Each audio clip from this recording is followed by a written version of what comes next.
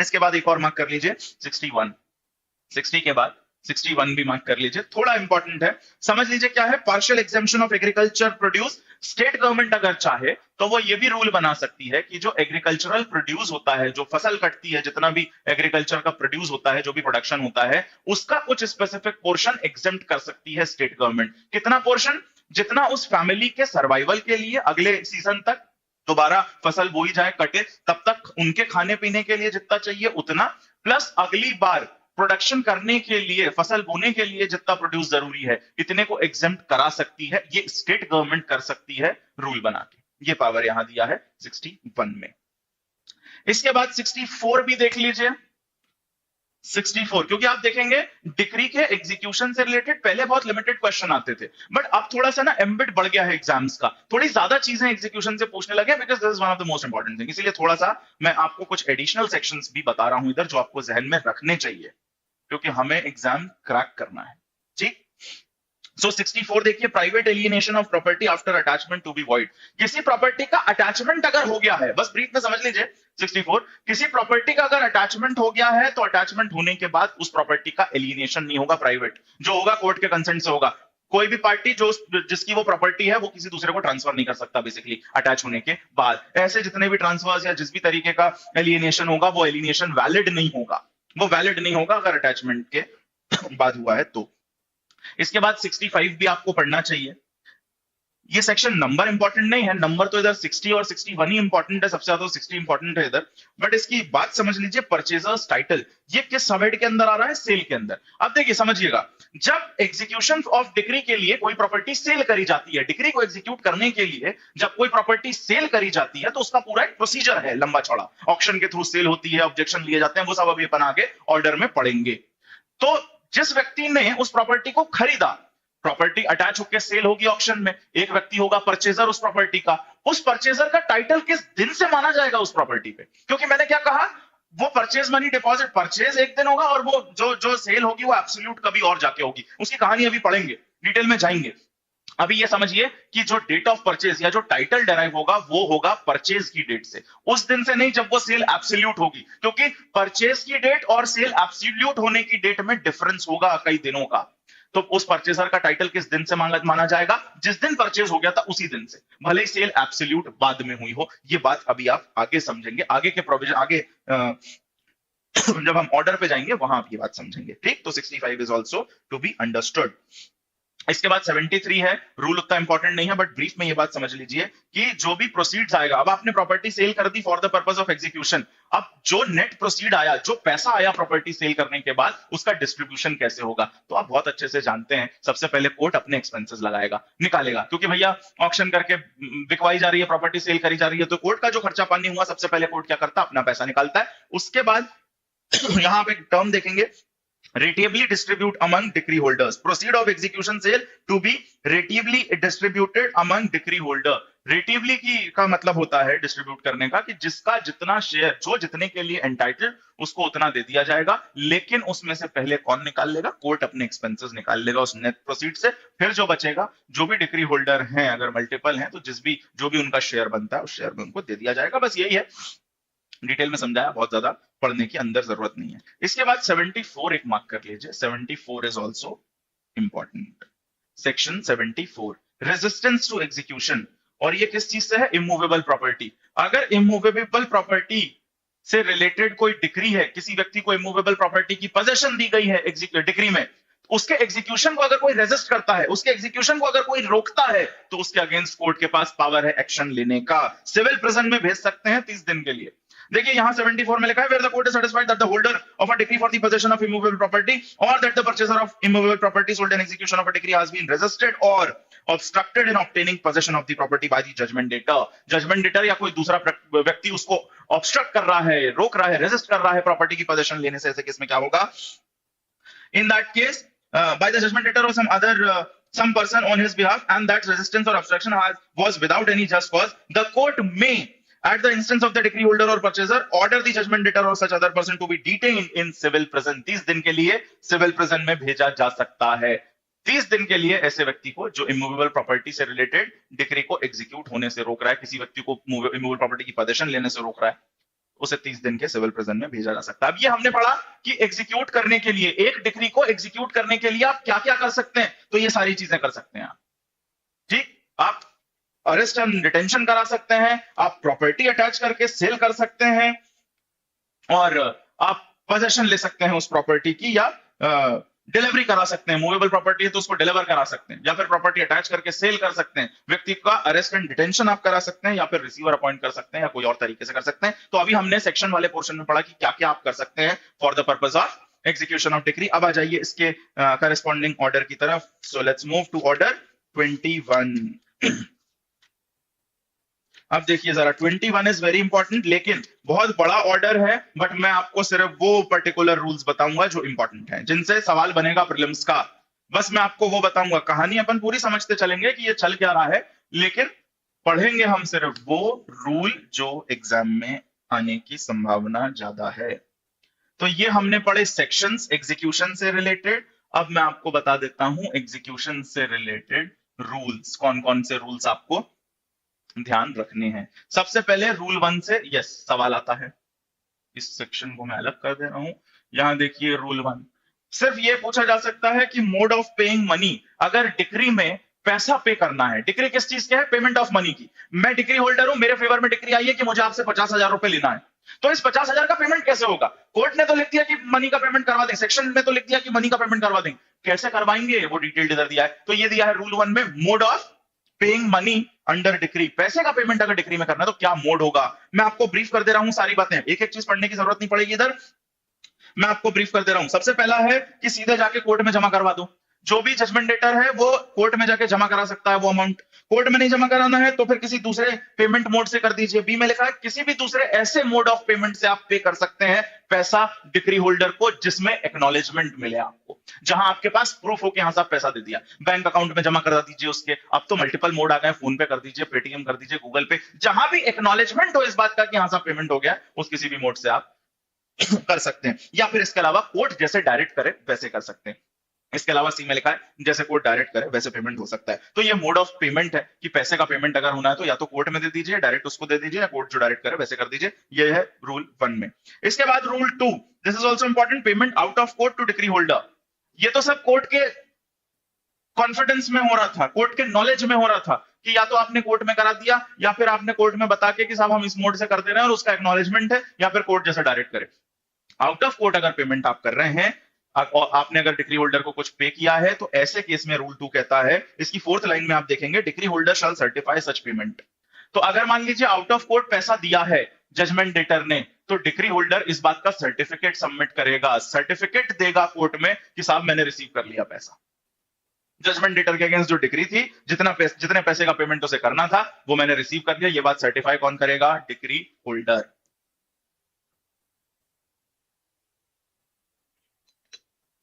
इसके बाद नेक्स्ट जो रूल आपको पढ़ना है दैट इज 22। सीधे आ जाइए 22 पे, बीच का सब छोड़ दीजिए, रूल 22 पे आइए सीधे।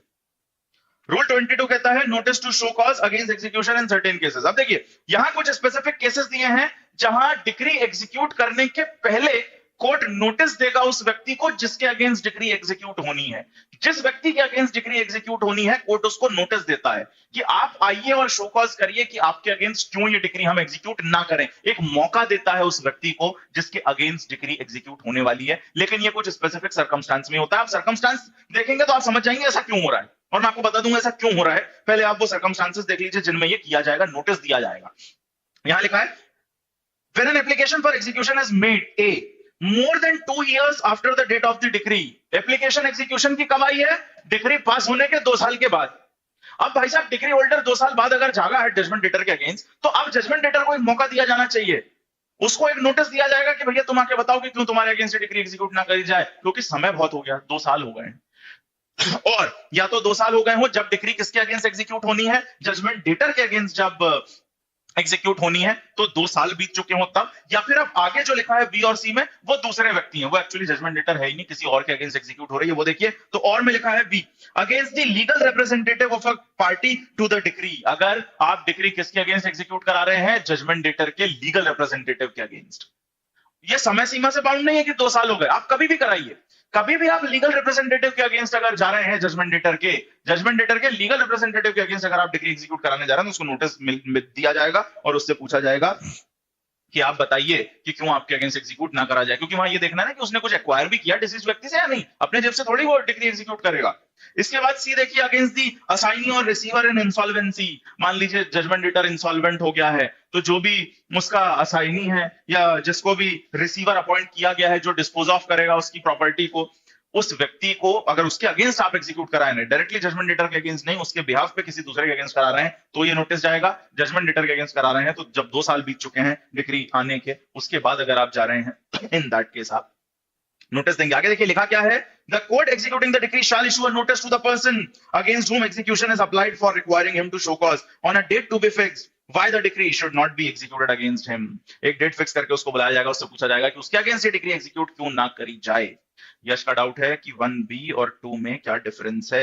1B और 2 में बेटा ये डिफरेंस है कि जो 1B है वो कोर्ट के कंसेंट से हो रहा है सब कुछ। कोर्ट ने बोला पेमेंट ऑफ मेथड ऐसे करिए जिसमें एक्नॉलेजमेंट आता है, उससे आप कर रहे हैं, और 2 बात कर रहा है आउट ऑफ कोर्ट, कोर्ट का इंटरफेरेंस नहीं है, ऐसे ही एग्जीक्यूट कर लेना है खुद से ही, वो है 2।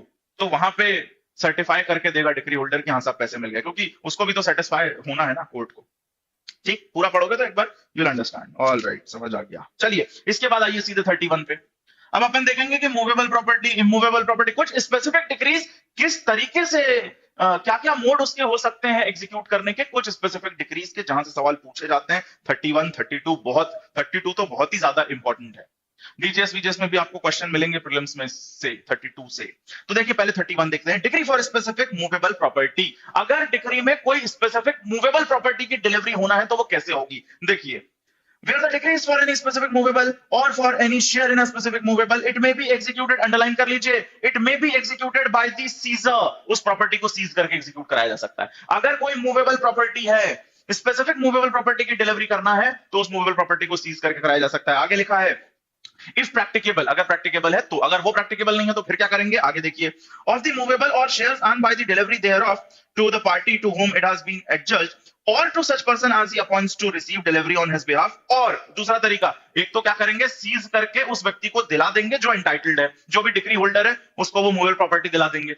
ये अगर प्रैक्टिकेबल नहीं है तो क्या करेंगे, उसके लिए लिखा है, अंडरलाइन कर लीजिए, और by the detention in the civil prison of the judgment debtor or by the attachment of his property or by both।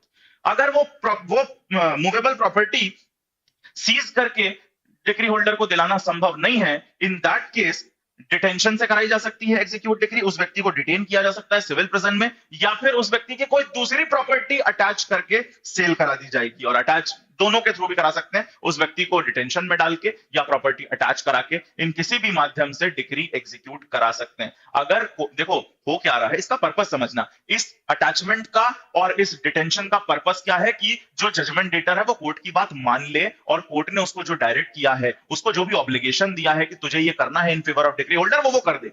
जैसे हमने सीआरपीसी में पढ़ा था ना अटैचमेंट एंड सेल, मैंने वहां भी बताया था कोर्ट को आपकी प्रॉपर्टी में कोई इंटरेस्ट नहीं है, कोर्ट बस ये चाहता है कि आप उसके सामने पेश हो जाए। इधर पे एग्जीक्यूशन में कोर्ट क्या चाहता है कि आप वो चीज कर दें, सीधे कर दो, नहीं तो जेल में डालेंगे, फिर करना पड़ेगा।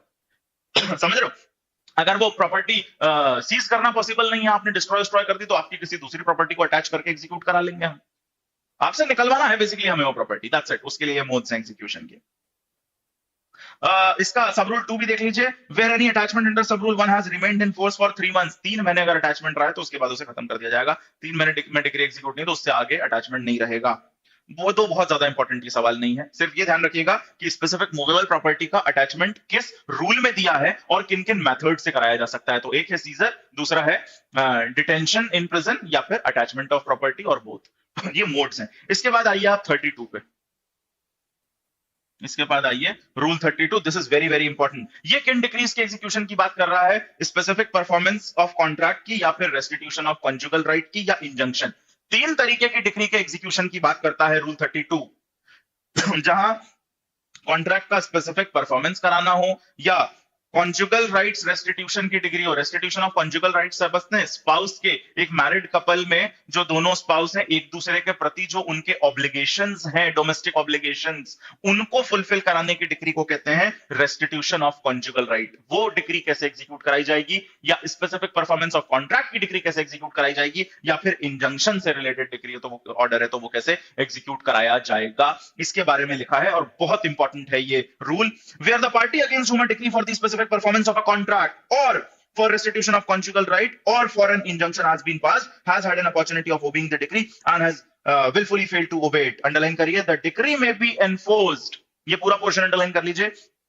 The decree may be enforced in the case of a decree for restitution of conjugal right। पहले किसका enforcement बताया है, decree for restitution of conjugal right। इसको कैसे कराया जाएगा, तो अंडरलाइन करिए, by the attachment of his property, property attach करके, और in the case, तो भाई रेस्टिट्यूशन कैसे कराई जाएगी, रेस्टिट्यूशन की डिग्री अटैचमेंट ऑफ प्रॉपर्टी। ध्यान रखिएगा, सवाल ये पूछा जाता है कि क्या in the execution of a degree of restitution of conjugal right क्या अरेस्ट एंड डिटेंशन हो सकता है, so the answer is no. इसको कैसे कराया जाएगा, अटैचमेंट ऑफ प्रॉपर्टी से ही कराया जा सकता है। और in the case of a degree for specific performance और फॉर इंजंक्शन, स्पेसिफिक परफॉर्मेंस और इंजंक्शन की डिग्री को कैसे एग्जीक्यूट करा सकते हैं, तो आगे लिखा है by his detention in the civil prison or by the attachment of his property or both। तो भैया स्पेसिफिक परफॉर्मेंस और इंजंक्शन को में अटैचमेंट के थ्रू भी कराया जा सकता है, सिविल प्रिजन में भेज के भी कराया जा सकता है, लेकिन रेस्टिट्यूशन ऑफ कंजुगल राइट की डिग्री को एग्जीक्यूट कराने के लिए सिर्फ अटैचमेंट ऑफ प्रॉपर्टी अवेलेबल है, सिविल प्रिजन में डिटेंशन अवेलेबल नहीं है। ये बहुत इंपॉर्टेंट सवाल है, ध्यान रखिएगा। और यहां जो अटैचमेंट होता है 6 महीने से ज्यादा नहीं होता है, वो सब रूल 3 में दिया, बट वो बहुत इंपॉर्टेंट नहीं है। इसके बाद मार्क कर लीजिए 35, अंदर की डिटेल पढ़ने की जरूरत नहीं है। इमूवेबल प्रॉपर्टी की डिक्री को कैसे एग्जीक्यूट कराया जाएगा वो लिखा है, डिक्री फॉर इमूवेबल प्रॉपर्टी, तो वही चिपका दिया जाएगा उस इमूवेबल प्रॉपर्टी के भैया की। पहले प्रोक्लेमेशन होगा, सीधा अटैचमेंट नहीं करेंगे, प्रोक्लेमेशन होगा और उसके बाद अटैच करके सेल वेल या फिर पोजीशन वोजीशन दिलानी है, वो सब होता रहेगा। तो बस ध्यान रखिएगा रूल 35 में डिक्री फॉर इमूवेबल प्रॉपर्टी आप चाहें तो पढ़ भी सकते हैं बाद में से। इसके बाद सीधे आ जाइए 46A, this is very important. Rule 46A जो की बात करता है नोटिस टू गार्निशी। 46A और 46B दोनों हमारे लिए इंपॉर्टेंट है, 46A एंड B दोनों इंपॉर्टेंट है। नोटिस टू गार्निशी, देखिए गार्निशी होता क्या है, एक व्यक्ति है आपका, मैं जरा आपको ये चीज समझा दूं, एक व्यक्ति है आपका डिक्री होल्डर और एक व्यक्ति है आपका जजमेंट डेटर। डिक्री किसके फेवर में आई है, डिक्री होल्डर के। किसके अगेंस्ट आई है, जजमेंट डेटर के अगेंस्ट। अब डिक्री एग्जीक्यूट करने के लिए इसका पैसा इस डिक्री होल्डर को दिया जाना है। अगर डिक्री होल्डर कहता है कि पास कोई डेट है, डेट मतलब इसको किसी से पैसा लेना है, देयर इज अ पर्सन जी गार्निशी, इस गार्निशी से जजमेंट डेटर को पैसा लेना है और डिक्री होल्डर को इस जजमेंट डेटर से लेना है, तो कोर्ट क्या करेगा, कोर्ट सीधे इसको नोटिस भेज सकता है। जजमेंट डेटर अगर चाहेगा तो सीधे कोर्ट जो है जजमेंट सॉरी डिक्री होल्डर तो नहीं भेजेगा, बट डिक्री होल्डर के बेनिफिट के लिए कोर्ट सीधे किसको नोटिस भेज देगा, इस गार्निशी को। गार्निशी कौन होता है, जजमेंट डेटर का जो डेटर होता है उसको गार्निशी कहते हैं, जिसने जजमेंट डेटर से पैसा उधार ले रखा है। कोर्ट नोटिस भेजेगा इस गार्निशी को कि भाई साहब जिसका आपने पैसा ले रखा उसके अगेंस्ट डिक्री आई है और हमें डिक्री एग्जीक्यूट करनी है। अब इस गार्निशी के पास दो ऑप्शन है, वो जो भी पैसा है जजमेंट डेटर से उसने लिया वो लाके कोर्ट में जमा करा दे। अगर ये काम वो नहीं करता है, कोर्ट में जमा नहीं कराता है, तो कोर्ट के पास पावर है उस डिक्री को इसके अगेंस्ट एग्जीक्यूट करने का, as if the decree was passed against this person. तो जितने भी मेथड्स अभी अपन ने डिक्री के एग्जीक्यूशन के लिए पढ़े वो सब इसके अगेंस्ट भी हो सकते हैं, अगर ये जजमेंट डेटर का पैसा देता नहीं है for the execution of decree. ये आप पढ़ेंगे 46A में और B में, यही सारी बातें 2-3 चीजें लिखी हुई हैं, दैट्स गार्निशी। और ये जो नंबर है रूल का ये बहुत इंपॉर्टेंट है भैया, 46A में नोटिस है और 46B में ऑर्डर अगेंस्ट गार्निशी। वही मैंने बताया कि अगर वो पैसा जमा नहीं कराएगा तो हर वो चीज अपनाई जा सकती है, मान लिया जाएगा कि इसके अगेंस्ट डिक्री पास हुई है और ऐसे एग्जीक्यूट कराई जाएगी उस गार्निशी के अगेंस्ट ये decree. So that is about 46A and B। इसके बाद मार्क करिए रूल 57। रूल 57 मार्क करिए, that is determination of attachment. Attachment मान लीजिए कोर्ट ने कर दिया, डिटर्मिनेशन मतलब कब वो अटैचमेंट खत्म होगा। अगर मान लीजिए 57 में कहानी क्या है, तो 57 में कहानी है कि मान लीजिए for the purpose of execution किसी कोर्ट ने एक प्रॉपर्टी को अटैच कर लिया, समझना ध्यान से, for the purpose of execution court ने किसी प्रॉपर्टी को अटैच कर लिया है। लेकिन बाद में कोर्ट इस एग्जीक्यूशन की जो एप्लीकेशन है इसको डिसमिस कर देता है अगर किसी कारण से। अगर किसी कारणवश ये कोर्ट इस एग्जीक्यूशन की एप्लीकेशन को ही डिसमिस कर देता है तो उस अटैचमेंट का क्या होगा, जो आपने for the purpose of execution कराया था उसके लिए लिखा है 57 में, जब कोर्ट ये डिसमिसल का ऑर्डर पास करेगा, इस एप्लीकेशन को जब डिसमिस करेगा तो साथ में बता देगा कि भैया वो जो प्रॉपर्टी हमने अटैच करी थी वो अटैचमेंट कंटिन्यू होगा या नहीं होगा। अगर कोर्ट बोलेगा कि कंटिन्यू नहीं होगा तो तुरंत खत्म अटैचमेंट, अगर कोर्ट बोलेगा कि कंटिन्यू होगा तो कोर्ट ये भी बताएगा कि कितने समय तक कंटिन्यू होगा। ये लिखा है 57 में। 57 में ये भी लिखा है कि अगर कोर्ट ने इससे रिलेटेड कोई ऑर्डर नहीं दिया, सिर्फ उन्होंने डिसमिस कर दी एग्जीक्यूशन की एप्लीकेशन और अटैचमेंट के रिगार्डिंग कुछ नहीं बोला, तो मान लिया जाएगा that the attachment has come to an end, attachment will cease. तो दो ही चीजें होंगी, या तो डिसमिसल के साथ कोर्ट बता देगा कि क्या करना है, नहीं बताएगा तो अटैचमेंट सीज मान लिया जाएगा। ये लिखा है 57 में, जो कि है आपका डिटर्मिनेशन ऑफ अटैचमेंट, इसीलिए इसको भी ध्यान रखिएगा। इसके बाद आप सीधे आ जाइए 82 पे। 82 के ऊपर आप एक सबहेडिंग देख पा रहे होंगे, sale of immovable property. Rule 82 के ऊपर आप सेल ऑफ, अब हमने पढ़ तो लिया कि डिक्री के एग्जीक्यूशन में प्रॉपर्टी अटैच हो सकती है या प्रॉपर्टी सेल हो सकती है, उस सेल का प्रोसीजर क्या होगा। इसीलिए जो सेक्शन में मैंने आपको बताया था परचेजर्स टाइटल, वो इसलिए बताया था कि जब प्रॉपर्टी सेल करी जाती है ऑक्शन में तो परचेजर परचेज तो करता है, लेकिन उस सेल को एब्सोल्यूट होने में समय लगता है थोड़ा, और इसीलिए वो सेक्शन हमने पढ़ा कि परचेजर का टाइटल उसी दिन से होगा जिस दिन उसने प्रॉपर्टी परचेज कर ली है, भले ही सेल को एब्सोल्यूट होने में टाइम लगा। क्यों लगता है वो समय, आइए वो कहानी देखते हैं, वो इधर दी हुई है। सबसे पहले रूल 82 देखिए, व्हाट कोर्ट्स में ऑर्डर सेल, कौन सा कोर्ट सेल ऑर्डर कर सकता है इमूवेबल प्रॉपर्टी का, तो इसमें लिखा है sales of immovable property in execution of decree may be ordered by any court other than a court of small cause. Small causes court के अलावा कोई भी कोर्ट इमूवेबल प्रॉपर्टी की सेल कर सकता है। ये भी एक प्री का क्वेश्चन है कि कौन से वो कोर्ट हैं जो इमूवेबल प्रॉपर्टी की सेल नहीं कर सकते for the purpose of execution. इसके बाद आ जाइए 84। 82 के बाद पढ़ना है 84, this is important. Deposit by purchaser and resale on default.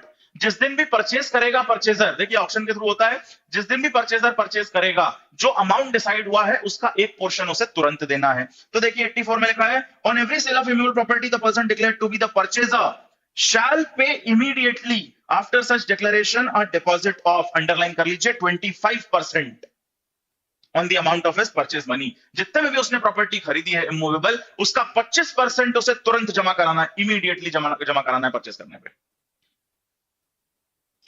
इसके बाद आगे लिखा है, on the amount of his purchase money to the officer or other person conducting the sale and in default of such deposit the property shall forthwith be restored. और अगर वो, अब आपने ऑक्शन में जाके हीरो बन के खरीद तो ली, पैसे है नहीं लेकिन आपके पास 25% आप जमा करा नहीं पा रहे और वहां जाके आपने खरीद ली प्रॉपर्टी, तो ऐसे केस में वो सेल कैंसिल करके दोबारा रीसेल कर दी जाएगी प्रॉपर्टी, अगर आप इमीडिएटली 25% जमा नहीं करा पाएंगे तो। इसके बाद 85 देखिए, ये भी इंपॉर्टेंट है। 85 में बताया है बाकी का अमाउंट कब कराना है, जो अभी इमीडिएटली तो 25% कराया, 75% कब होना है और कितने दिन में, और नहीं हुआ तो क्या। 85 देखिए, the full amount of purchase money payable shall be paid by the purchaser into court before the court closes on the, underline कर लीजिए, on the 15th day from the sale of the property। जिस दिन cell हुई थी 15 दिन के अंदर बाकी का अमाउंट करा दीजिए। इमीडिएटली जब आपने प्रॉपर्टी परचेज करी है 25%, और अगले 15 दिन के अंदर remaining amount that is the 75% आपको जमा कराना है। 86 में लिखा है, इसके बाद 86 में लिखा है कि अगर आपने 15 दिन के अंदर ये रिमेनिंग अमाउंट जमा नहीं कराया तो बहुत बेहतरीन खेलता है कोर्ट इधर, वो जो 25% जमा किया था वो भी फॉरफिट हो जाएगा। कहने का मतलब ये, क्या कोर्ट को पसंद नहीं है, कोर्ट का समय वेस्ट मत करिए। आप जीवन में खाली हैं तो आप पहुंच गए कि चलो देखें क्या प्रॉपर्टी बिक रही है, खरीद लिया जाए, पैसे आपके पास है नहीं, पहले दिन आपने 25% इमीडिएटली करवा भी दिया परचेस करने के बाद, लेकिन 15 दिन में अगर आप बाकी का अमाउंट पे नहीं कर पाए तो बेटा वो 25% भी कोर्ट रख लेगा। कोर्ट अपना खर्चा निकालेगा उसमें से, जो सेल कराने को बाकी स्टेट गवर्नमेंट को दे देगा कि जाओ बेटा ऐश करो, और आपका वो पैसा फोरफिट हो जाएगा, ये ध्यान रखिएगा। ये है 86 में। इसके बाद देखिए सीधे आइए 89, इसके बाद आइए रूल 89। सो 89 में देखिए, application to set aside sale on deposit. अब इस सेल को सेट असाइड कराया जा सकता है, तो जरा एक बात बताइए, कौन होगा जो इस सेल को सेट असाइड कराएगा। भाई साहब, एग्जीक्यूशन ऑफ डिक्री में इमूवेबल प्रॉपर्टी सेल हो रही है, एक व्यक्ति है जिसने ये परचेज कर ली है, अमाउंट डिपॉजिट करा दिया, लेकिन एक व्यक्ति आ रहा है जो इस सेल को सेट असाइड कराना चाहता है। सिमिलर चीज अपन ने सीआरपीसी के सेक्शन 84 में पढ़ी थी, अगर आपको याद हो तो, claims and objections against attachment. यहां सेल में के बाद व्यक्ति ऑब्जेक्शन रेज करने आ रहा है, ये व्यक्ति कौन है? कोई भी ऐसा व्यक्ति हो सकता है जो उस प्रॉपर्टी में इंटरेस्टेड हो, कोई भी ऐसा व्यक्ति जो अपना इंटरेस्ट क्लेम कर रहा हो इस इमूवेबल प्रॉपर्टी में, वो आके सेट असाइड कराएगा। देखिए इधर लिखा है, where immovable property has been sold in execution of decree, any person claiming an interest in the property sold at the time of the sale or at the time of making the application or acting for or on the interest of such person may apply to have the sale set aside on his depositing in the court। तो कोई भी व्यक्ति जो उस property में interest claim कर रहा हो आके सेट असाइड करा सकता है, लेकिन उसके लिए उसको कुछ डिपॉजिट करना पड़ेगा। क्या डिपॉजिट करना पड़ेगा सेल सेट असाइड कराने के लिए? तो ये देखिए, for payment to the purchase a sum equal to, underline कर लीजिए, 5% ऑफ द परचेज मनी। जिस व्यक्ति ने खरीदी है प्रॉपर्टी, जितना उसने परचेज मनी पे करा है उसका 5% आपको पहले कोर्ट में जमा कराना पड़ेगा, तब आपका क्लेम सुना जाएगा कि आपका इंटरेस्ट है उस प्रॉपर्टी में। इसके बाद B, for payment to the decree holder the amount specified in the proclamation of sale as for the recovery of which the sale was ordered. कहने का मतलब डिक्री का अमाउंट जितना डिक्री होल्डर को लेना है, एक तो पहले तो आप क्या कराइए, 5% परचेज मनी का जमा कराइए, और उसके साथ साथ जितने की डिक्री है, जो अमाउंट है डिक्री का, वो भी जमा कराइए, तब आपका क्लेम देखा जाएगा। ठीक, तो दैट इज इंपॉर्टेंट 89। इसके बाद 90 है, application to set aside sale on ground of irregularity और fraud. This rule is also important. Rule 90 is also important. Rule 90 कोई भी आके करा सकता है, डिक्री होल्डर या कोई दूसरा, डिक्री होल्डर या परचेजर, दोनों में से कोई भी, जिसने वो प्रॉपर्टी परचेज करी है वो, या फिर जो डिक्री होल्डर है वो आके इस ग्राउंड पे इस सेल को सेट असाइड करा सकते हैं कि सेल का जो प्रोसीजर था वो प्रॉपर नहीं था, इरेगुलर प्रोसीजर के थ्रू ये काम हुआ है। ये कर सकता है डिक्री होल्डर या फिर परचेजर ऑफ द प्रॉपर्टी, दोनों में से कोई भी इस ग्राउंड पे सेल को सेट असाइड करा सकता है कि जो सेल का जो प्रोसीजर था वो प्रॉपर नहीं था। ये है 90 में। इसके बाद 91 है, application by purchaser to set aside sale on ground of judgment debtor having no saleable interest. 91 में जजमेंट डेटर का एक और अधिकार है जिसके ग्राउंड पे वो सेल को सेट असाइड करा सकता है। 91 में कौन करा रहा है? याद रखना, जजमेंट डेटर करा रहा है। किस ग्राउंड पे? सॉरी, परचेजर करा रहा है, रियली सॉरी। 91 में परचेजर सेल को सेट असाइड करा रहा है इस ग्राउंड पे कि जो जजमेंट डेटर है, जिसकी प्रॉपर्टी बोल के आपने डिक्री के एग्जीक्यूशन में इस प्रॉपर्टी को सेल किया है, उस जजमेंट डेटर का तो कोई इंटरेस्ट ही नहीं था इस प्रॉपर्टी में, उसका कोई इंटरेस्ट ही नहीं था, तो फिर आपने कैसे ये प्रॉपर्टी बेच दी? इस ग्राउंड पे परचेजर सेट असाइड करा सकता है, दैट इज 91। इसके बाद 92 इंपॉर्टेंट है। सो रूल 92 की कैसे सेल एब्सोल्यूट होगी, sale when to become absolute और बी सेट असाइड। मैं ब्रीफ कर देता हूं 92 आपके लिए। सेल एब्सोल्यूट कैसे होगी? देखिए, या तो कोई क्लेम्स आए होंगे, जैसा लिखा है 89, 90, 91 हमने पढ़े। सेल सेट असाइड करने के लिए अगर कोई ऑब्जेक्शन या क्लेम आया तो जब तक वो ऑब्जेक्शन या क्लेम सेटल नहीं होगा तब तक ये सेल एब्सोल्यूट नहीं होगी। और अगर 89, 90 में कोई सब्सटेंस नहीं लगा, कोर्ट को कुछ सब्सटेंस नहीं लगा, कुछ सब्सटेंटिव नहीं लगा, उन्हें नहीं लगा कि ये सेल सेट असाइड करनी चाहिए, इन दैट केस वो सेल को एब्सोल्यूट कर देंगे। अगर कोर्ट को लगता है कि नहीं इसमें सब्सटेंस है, कोई वाकई एक व्यक्ति आया जिसने अपना इंटरेस्ट क्लेम किया है उस प्रॉपर्टी में, तो उस सेल को सेट असाइड भी कराया जा सकता है। दोनों में से कोई भी ऑर्डर पास हो सकते हैं 92 में। इसीलिए हमने वहां पढ़ा था कि जिसने ये मूवेबल प्रॉपर्टी परचेज करी, अगर मान लीजिए सेल एब्सोल्यूट हुई है उसके फेवर में, तो उसका टाइटल किस दिन से माना जाएगा? इसीलिए हमने सेक्शन पढ़ा था परचेजर्स टाइटल किस दिन से माना जाएगा? जिस दिन सेल हुई थी। ये सब कार्यक्रम नहीं, क्योंकि जिस दिन सेल हुई इमीडिएटली उसने 25% जमा करा दिया, फिर उसको 15 दिन का समय दिया गया बाकी के 75% के लिए, फिर हमने समय दिया कि किसी को ऑब्जेक्शन है तो वो ले आओ, उसको हमने सुना, सेटल डाउन किया, ये सब करने में समय लगा। इसीलिए डेट ऑफ परचेज और date of absolute of sale, किस दिन एब्सोल्यूट हुई है, दोनों में डिफरेंस है। लेकिन परचेजर का टाइटल किस दिन से माना जाएगा? जिस दिन इमूवेबल प्रॉपर्टी सेल हुई है उस दिन से परचेजर का टाइटल माना जाता है। इसके बाद एक आखिरी रूल और इसमें मार्क कर लीजिए, दैट इज 97। रूल 97 और मार्क कर लीजिए,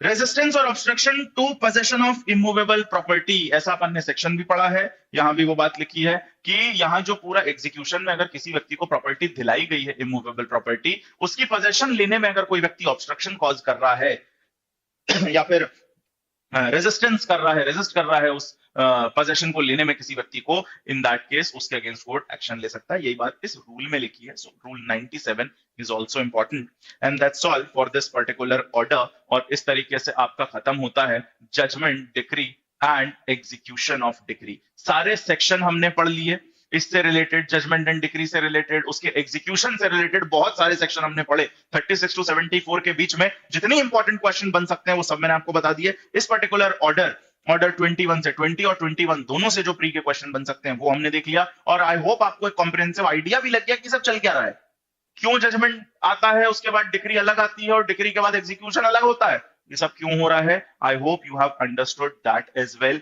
तो ये पूरा कॉन्सेप्ट मेरे ख्याल आपके जहन में बैठ गया है। अगर ये कॉन्सेप्ट आपके जहन में बैठ गया है तो बेटा सबसे पहले तो इस वीडियो को कर दीजिए लाइक,